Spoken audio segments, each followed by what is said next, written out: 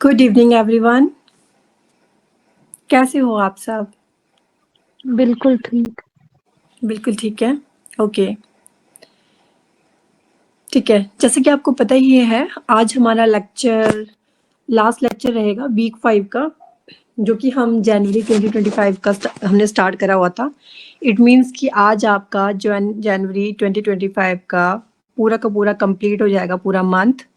तो थोड़े से क्वेश्चन बचे थे, कुछ एडिशन की हुई हैं, कुछ इंपॉर्टेंट जो न्यूज़ में थे, तो वो हम कंप्लीट करेंगे। उसके साथ ही मैं आपको ना कुछ इंपॉर्टेंट चीज़ बताना चाहती हूँ, क्योंकि बच्चे स्टार्टिंग में ही सुनते हैं, तो इसलिए मैं स्टार्टिंग में बता देती हूँ आपको। जैसे ये लेक्चर खत्म होगा तो आपका वीक 5 कंप्लीट हो जाएगा। इट मीन्स आपका जनवरी मंथ कंप्लीट। उसके बाद जो हमारी अभी इसके बाद हम जो करेंगे वो हम करेंगे रिवीजन सीरीज हो सकता है आपकी एक वीडियो के अंदर कंप्लीट हो जाए या फिर एक लाइव क्लास के अंदर कंप्लीट हो जाए। उसमें हम सिर्फ पूरा का पूरा जनवरी मंथ को रिवाइज करेंगे, क्वेश्चन आंसर जितने भी हमने क्वेश्चन करे हैं उसको हम बिल्कुल शॉर्ट में और क्रिस्प में करेंगे। तो वो रहेगी आपकी रिवीजन सीरीज। उससे आपको हेल्प मिलेगी कि आपको कितना याद रहा है और कहाँ पे आपको रिवाइज करने की ज़रूरत है। ठीक है, तो वो मे बी हम कल करेंगे।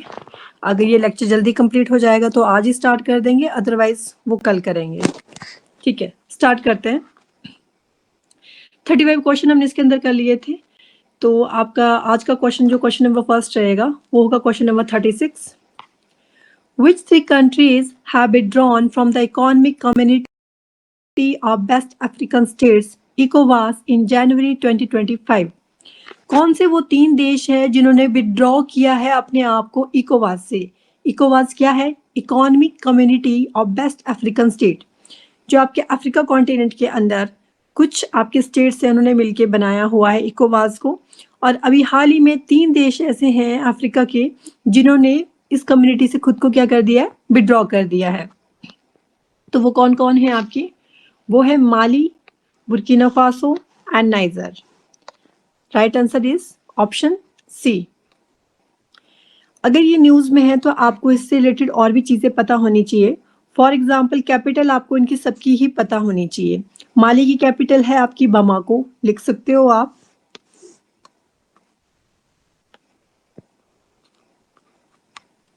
विदाउट पेन बहुत ही गंदी राइटिंग होती है। BAMAKO, Bamako. और बुर्किना फासो की कैपिटल है आपकी क्वेगाडोगो, QUAGADOU। और लास्ट है आपका नाइजर, और नाइजर की कैपिटल है आपकी नियामे।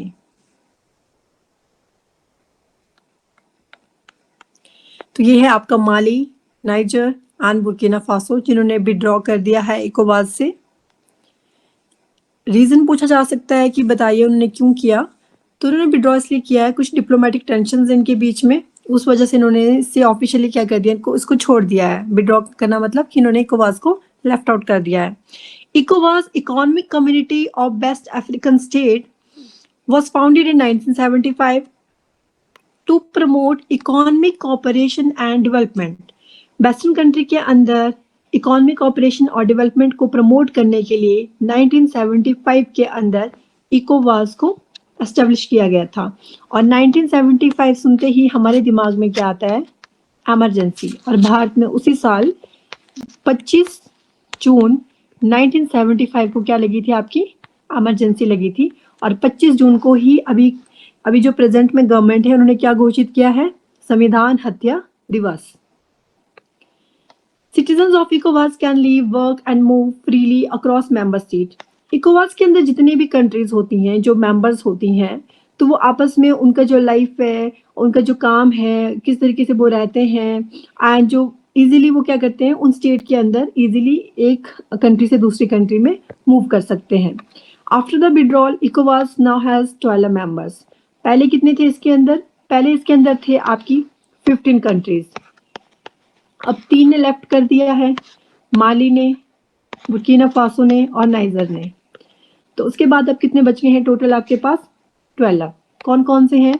बेनिन, कैबो बर्डे, कोडिवोर, द गैम्बिया, घना एंड गिनी बिसो, लिवेरिया या लाइवेरिया, Nigeria, Senegal, Sira Leone and Togo. इनको याद करने की जरूरत नहीं है, बस आपने इनको खाली रीड करना है। लेकिन आपने ये याद रखना है कि माले, बुर्किना फासो और नाइजर ने विड्रॉ कर दिया इकोवास से। एंड इकोवास की आपने फुल फॉर्म याद रखनी है, क्या होती है? Economic community of West African states. कब ये फाउंड हुआ था? 1975 में।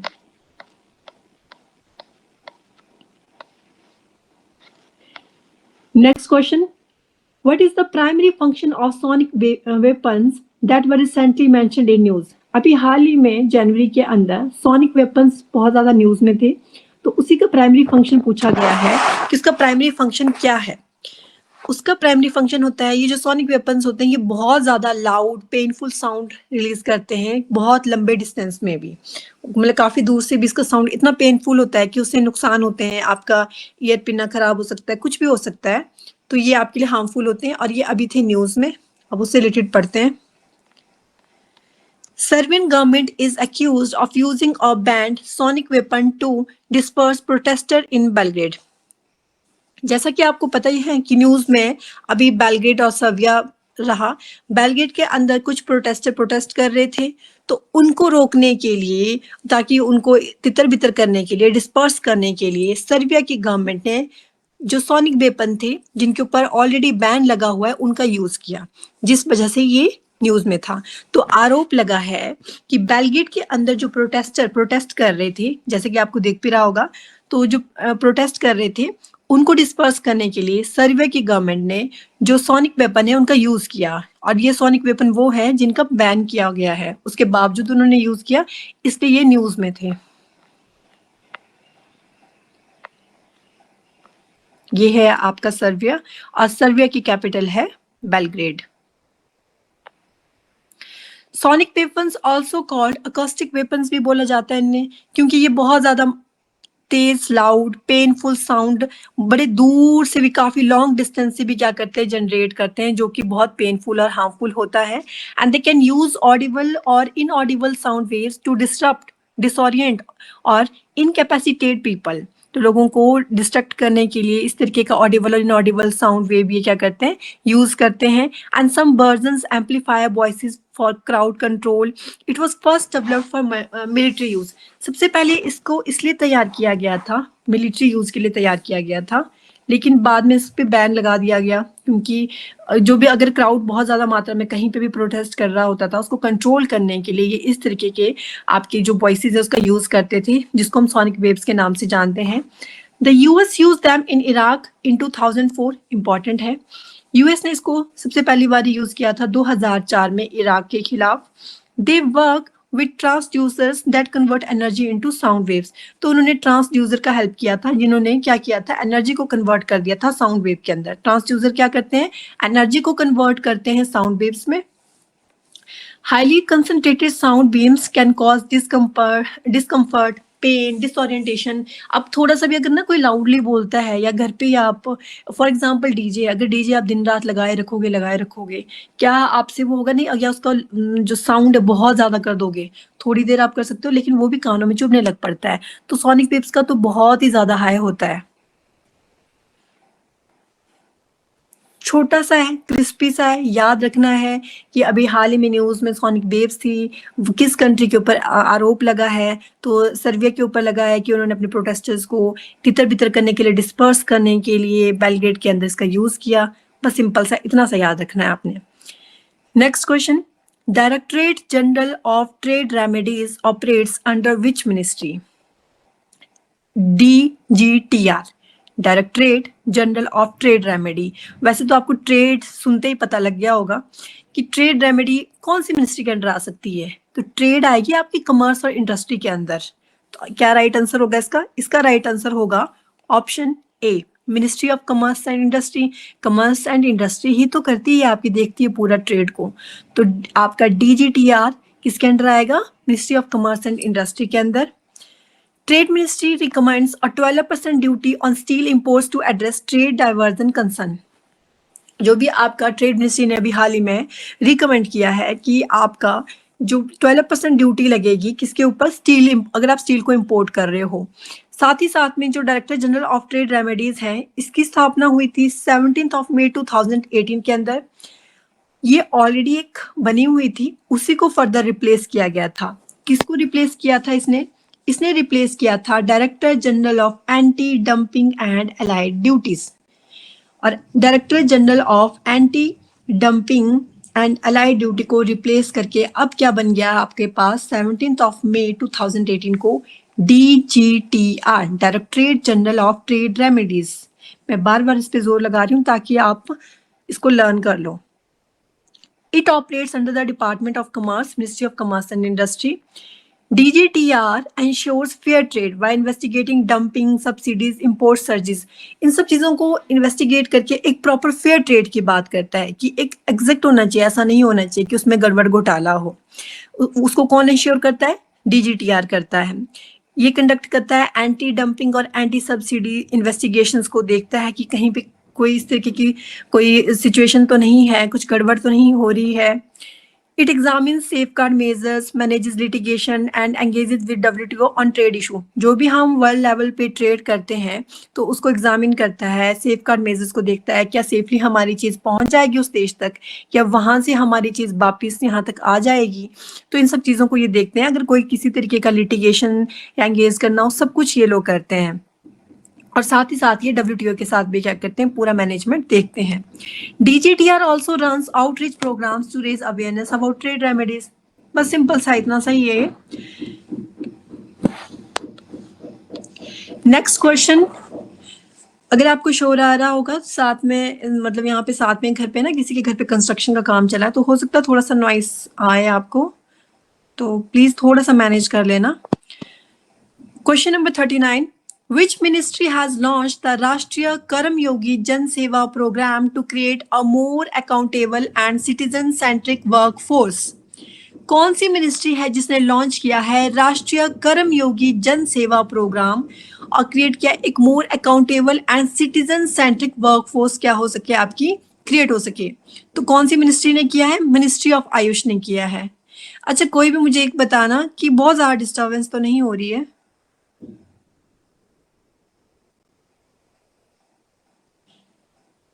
अगर हो रही है तो मैं बात करके आती हूँ उनसे कि थोड़ा सा, मतलब प्लीज थोड़ा लो कर दीजिए। आ रही है आपको आवाज?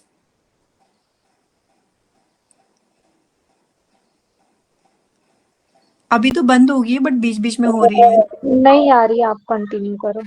अच्छा ओके ठीक है। तो कौन सी मिनिस्ट्री जिसने लॉन्च किया है राष्ट्रीय कर्मयोगी जन सेवा प्रोग्राम को, और वो क्रिएट करेंगे एक मोर accountable and citizen centric workforce? Simple सा है कि जो हमारी मिनिस्ट्री ऑफ आयुष है उन्होंने एक प्रोग्राम लॉन्च किया है। प्रोग्राम का नाम है राष्ट्रीय कर्मयोगी जन सेवा प्रोग्राम। तो वो है आपका ministry of Ayush. The Ministry of Ayush launched the first batch of राष्ट्रीय कर्मयोगी जन सेवा प्रोग्राम, और ये क्रिएट करेगा एक अकाउंटेबल और सिटीजन सेंट्रिक वर्कफोर्स मिल सके हमें। Vaidya Rajesh Kotecha, secretary of the ministry, inaugurated the program under the capacity building commission initiative. इस प्रोग्राम के अंदर क्या प्रमोट किया जाएगा?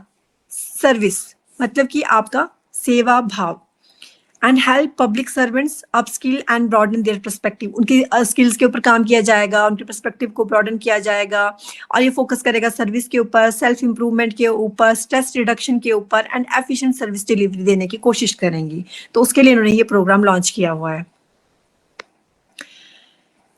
Next question, Rajiv Yuva Vikasam scheme has been introduced by which state government?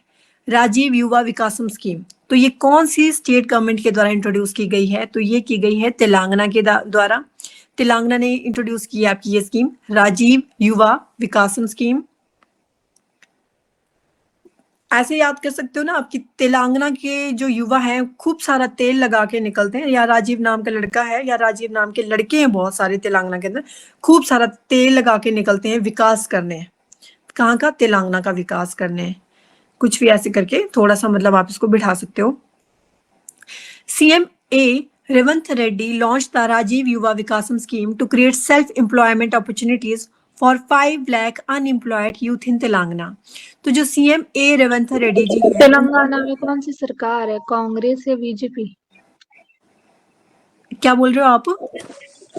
Telangana में कौन सी सरकार है, बीजेपी या कांग्रेस? अगर कांग्रेस वाले होंगे तो राजीव गांधी के ऊपर स्कीम्स बनाएंगे। हाँ जी, बस तो जैसे कि हमारे यहाँ पे भी हिमाचल गवर्नमेंट के अंदर भी अगर आपको पता होगा कि हिप्पा का जो नाम है चेंज कर दिया है, क्या नाम रखा है किसी को पता?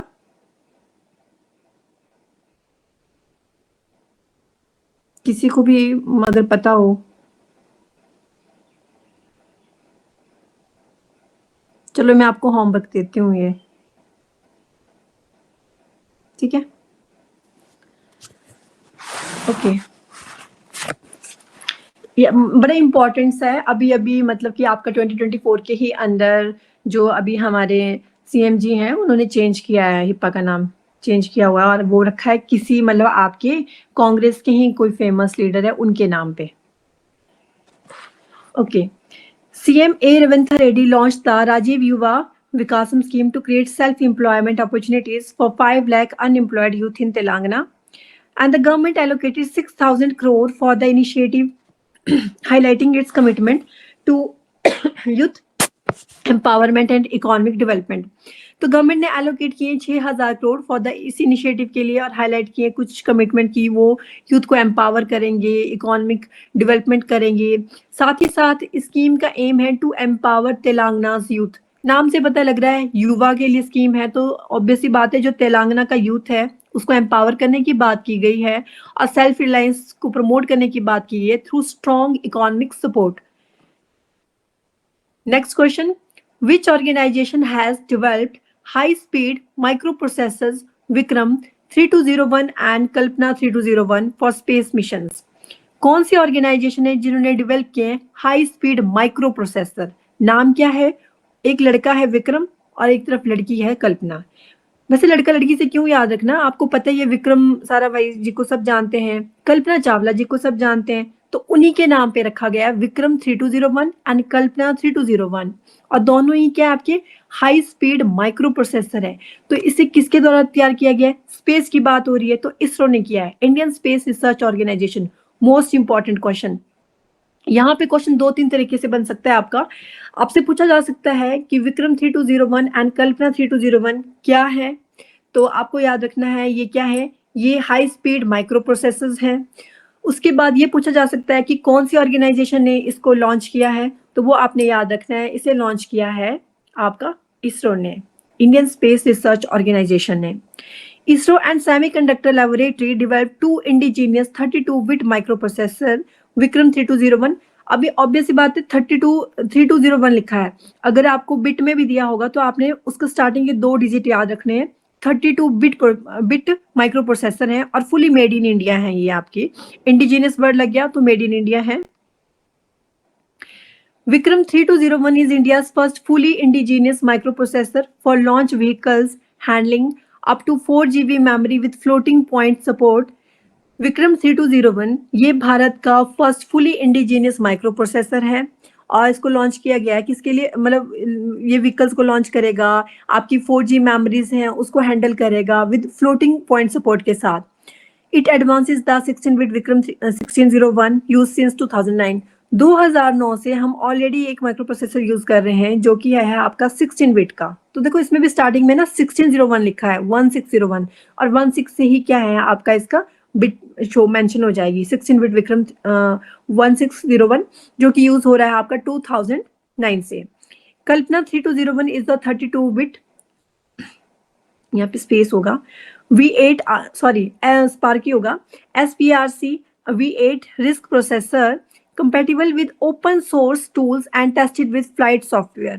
तो जो कल्पना 3201 है, वैसे तो आपको सिंपल सा पूछा जाएगा कि विक्रम 3201 और कल्पना 3201 क्या है, तो आपने दोनों याद रखने माइक्रो प्रोसेसर्स हैं, ये फुली मेड इन इंडिया है। अब 3201 इसलिए ज्यादा इंपॉर्टेंट है क्योंकि ये भारत का पहला फुली इंडिजीनियस माइक्रो प्रोसेसर है।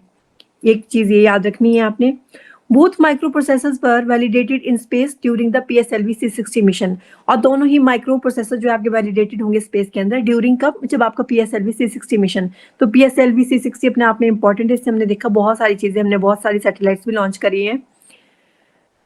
Next question, the Maharashtra government inaugurated the Chhatrapati Shivaji Maharaj first temple in which district?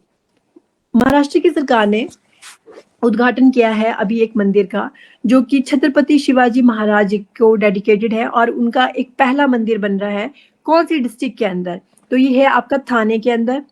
Maharashtra CM inaugurated Chhatrapati Shivaji Maharaj first temple in Bhiwandi Thane district on his birth anniversary as per Hindu lunar calendar. जो भी हिंदू लूनर कैलेंडर के according उनकी जो birth anniversary होती है, उस दिन महाराष्ट्र के जो सीएम हैं उन्होंने उद्घाटन किया छत्रपति शिवाजी महाराज के पहले टेम्पल का। कहाँ पे? भिवंडी थाने डिस्ट्रिक्ट में। ये आपने याद रखना है, ये क्वेश्चन आ सकता है क्योंकि आपको पता है शिवाजी महाराज, जो छत्रपति शिवाजी महाराज करके मूवी आई है, वो भी बहुत ज्यादा न्यूज में थी। तो हो सकता है आपसे ये क्वेश्चन पूछा जा सके। जो तो महाराष्ट्र के बच्चे होंगे उनको तो जरूर ये क्वेश्चन आएगा, हमें भी आ सकता है। तो ये है वो मंदिर। The CM called it a national temple, तो उन्होंने इसको नेशनल टेम्पल करके बोला है, highlighting it's inspirational value and Shivaji Maharaj legacy. जो भी छत्रपति शिवाजी महाराज की लेगेसी रही उसको उन्होंने हाईलाइट किया, उनकी क्या वैल्यू है, उनकी इंस्पिरेशनल वैल्यूज के को हाईलाइट किया एंड नेशनल टेम्पल का दर्जा दिया इसे।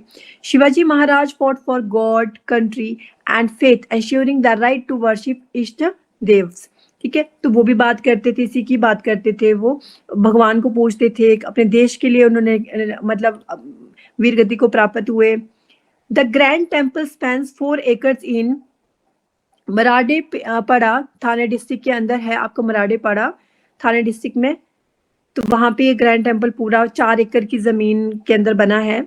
आर्किटेक्ट रहे इसके लिए Vijay Kumar Patil. Design the temple and sculpture Arun Yogiraj. Carve the 6.5 feet idol of Shivaji Maharaj. दोनों ही नाम बहुत इंपॉर्टेंट है, तो दोनों नाम याद रखने हैं आपने। ये ज्यादा इंपॉर्टेंट है आपके अरुण योगीराज जी, क्योंकि ये राम मंदिर से भी रिलेटेड है। और आर्किटेक्ट आपके विजय कुमार पाटिल, इन्होंने डिजाइन किया था इस टेम्पल को। और जो ये शिवाजी महाराज की जो आइडल है, जो मूर्ति है, 6.5 फीट की होगी ये। और इसको इसकी जो नकाशी वो पूरा मतलब कुरेद के किसने बनाया है इनको? अरुण योगीराज जी ने। Next question, a rare caracal has been recently spotted at which tiger reserve in Rajasthan? एक रेयर कैरकल अभी हाल ही में स्पॉट किया गया है राजस्थान के ही एक टाइगर रिजर्व के अंदर। तो वो कौन सा है आपका? वो है Mukundra hill tiger reserve, Ranthambore tiger reserve, Ramgarh Vishdhari tiger reserve, Sariska tiger reserve and Mukundra hills tiger reserve. 4 tiger reserve दिए हैं आपके पास। तो राइट आंसर है आपका मुकुंदरा हिल्स टाइगर रिजर्व। कहाँ पे है ये? राजस्थान के अंदर है। और ये है आपका रेयर काकल, इसको स्पॉट किया गया है यहाँ पे। तो आप फोटो को अच्छे से देख सकते हो। A rare काकल was spotted in Mukundra Hills Tiger Reserve, Rajasthan, exciting wildlife enthusiasts। ये इसका क्लोजअप, इसका फेस का देख सकते हो, कुछ इस तरीके का होता है ये। इसके कान नोटिस कर सकते हो आप, कान देखो आप, इसके ना ब्लैक कलर के हैं। Caracal is a medium size nocturnal wild cat. वो तो हमें फेस से पता लग रहा है कि ये कैट की कैटेगरी की है, वाइल्ड कैट है, नॉक्चुरल है। नॉक्चुरल मीन्स रात में एक्टिव होती है। ऑल्सो कॉल्ड सिया घोष भी बोला जाता है इसे। Black year in India, India में से ब्लैक ईयर के नाम से जाना जाता है, सिया घोष के नाम से जाना जाता है। Found in Rocky hills and grasslands in the middle east Africa and south Asia with only around 50 in India, mainly in Rajasthan and Gujarat. Bharat के अंदर भी अराउंड 50 ही है, और उसमें से भी आपकी मेजरली कहाँ कहाँ पे पाए जाते हैं? ये राजस्थान और गुजरात में। और ज्यादातर ये रॉकी हिल्स एंड ग्रासलैंड में देखे जाते हैं, मिडिल ईस्ट में और अफ्रीका में और साउथ एशिया के अंदर। They have cylinder bodies, body इनकी सिलेंड्रिकल होती है, लंबी लंबी टांगे होती हैं, एंड वेट इनका 8 से 18 किलो के बीच में होता है। Known for their ability to leap 2 meters to catch birds and run at 80 kilo per hour. तो ये आपका पूरा रहता है कि कितनी मतलब इनका जो पूरा शिकार करने का किस तरीके का वे रहता है, किस तरीके से बर्ड्स को कैच करते हैं। अगर वो 2 मीटर की स्लीप पे भी है तो ये उनको क्या कर लेते हैं? कैच कर लेते हैं, उनका शिकार कर लेते हैं। और 80 किलोमीटर पर आवर की स्पीड से ये क्या करते हैं? रन करते हैं। ये सिर्फ नॉलेज के लिए आपको एक्स्ट्रा, बस आपने याद रखना है कि कार्कल एक medium size nocturnal wild cat है और उसको सिया घोष और ब्लैक ईयर बोला जाता है। अगर वो इंडिया में पाई जाती है तो कहाँ पे पाई जाती है? राजस्थान और गुजरात के अंदर पाई जाती है। एक चीज आपने ये याद रखनी है। और अभी जो रिसेंटली इसको स्पॉट किया गया है हमारे जो वाइल्ड लाइफ एंथुसिस्ट है उनके द्वारा, तो वो देखा गया है राजस्थान के ही एक टाइगर रिजर्व के अंदर, जो कि है आपका मुकुंदरा हिल टाइगर रिजर्व। ये आपने याद रखना है। अब Mukundra hill tiger reserve news में, तो इससे रिलेटेड आपने कुछ चीजें याद रखनी है। अगर इसके आसपास कोई रिवर फ्लो करती है या कोई और एक्स्ट्रा चीज है तो वो भी आपने क्या करनी है? नोट करनी है।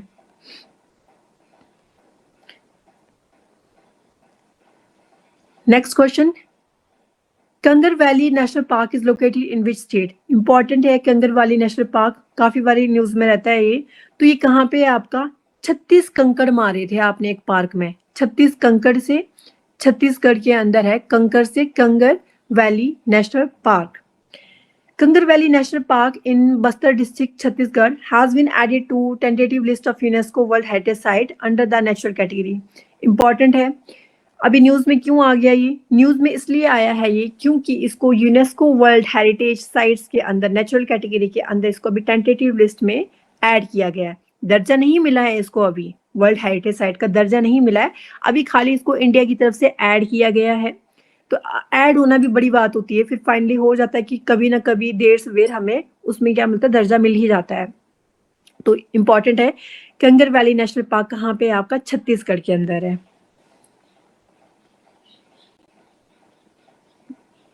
ये इसका बोर्ड भी देख सकते हो आप पिक्चर में, welcome to Kanger valley national park Jagdalpur.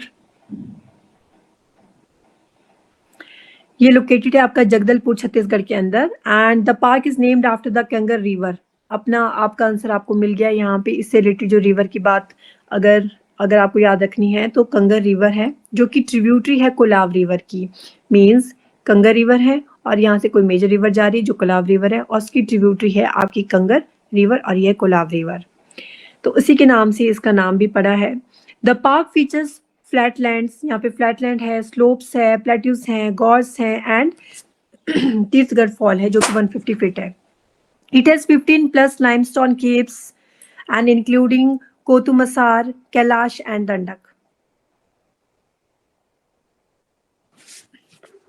Next question, which of the following countries are a member of the Five Eyes Alliance?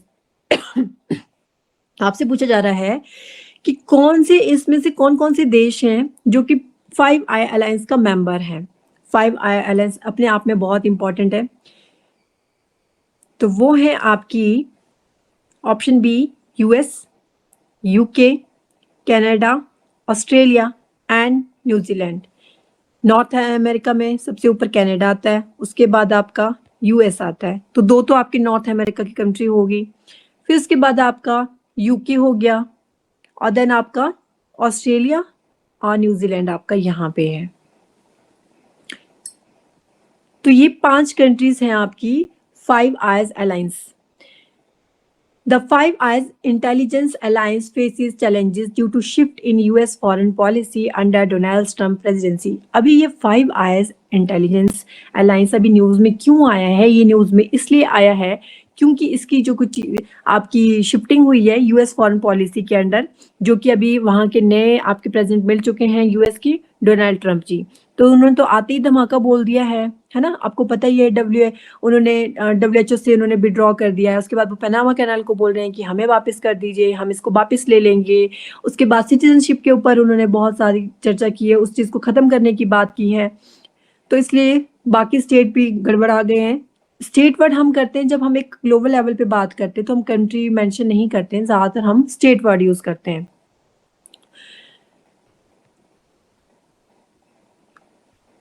तो ये आप इसका पिक्चर अच्छे से देख सकते हो।